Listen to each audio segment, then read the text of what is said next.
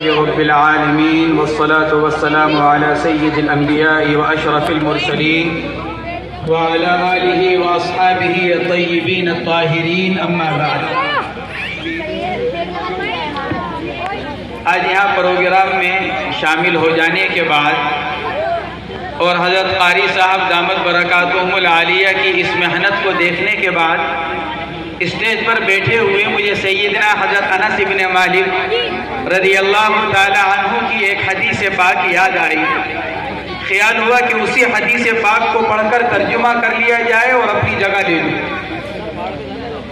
حضرت انس بن مالک رضی اللہ تعالی عنہ کی روایت ہے کہ جناب رسول اللہ صلی اللہ علیہ وسلم نے ایک مرتبہ حضرات صحابہ کرام سے ارشاد فرمایا، اتدرون من اجود جودا، ارے جانتے ہو سب سے بڑا سخی کون ہے؟ صحابہ کرام نے اپنے معمول کے مطابق عرض کیا، اللہ و رسولہ عالم، اللہ کے نبی اللہ جانتے ہیں اور اللہ کے نبی جانتے ہیں، آپ ہی ہمیں بتلا دیجئے کہ سب سے بڑا سخی کون ہے؟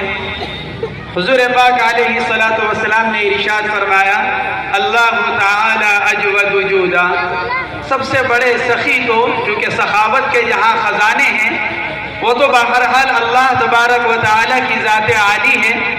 پھر آپ نے ارشاد فرمایا، ثم اجود انا بنی آدم، انسانوں میں سب سے بڑا سخی میری ذات عالی حضور پاک علیہ السلام کی ذات اقدس۔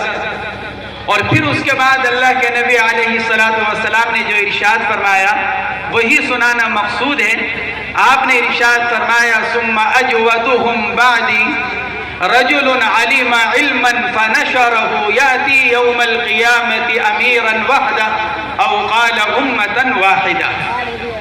آپ علیہ السلام نے ارشاد فرمایا کہ پھر میری بات امت محمدیہ کا سب سے بڑا سخی وہ ہے جس نے کسی علم کو سیکھا، رجل علم علما، جس نے کسی علم کو سیکھا، فنشرہ، اور سیکھنے کے بعد پھر اس کو لوگوں میں پھیلایا، لوگوں میں اس علم کو تقسیم کیا، اس علم سے لوگوں کو فائدہ پہنچایا، لوگوں نے اس کے علم سے فائدہ حاصل کیا، میرے بعد امت کا سب سے بڑا سخی وہی ہے۔ رجل علم علما فنشرہ یاتی یوم القیامت امیرا وحدا او قال امتا واحدا۔ آپ نے ارشاد فرمایا کہ ایسا آدمی کل قیامت کے دن پوری ایک امت کی شکل میں آئے گا۔ بس اللہ تبارک و تعالی حضرت قاری صاحب کی اس محنت کو قبول فرمائے اور ان کے لگائے ہوئے اس پودے کو دن دوگنی رات چوگنی ترقی مرحمت فرمائے۔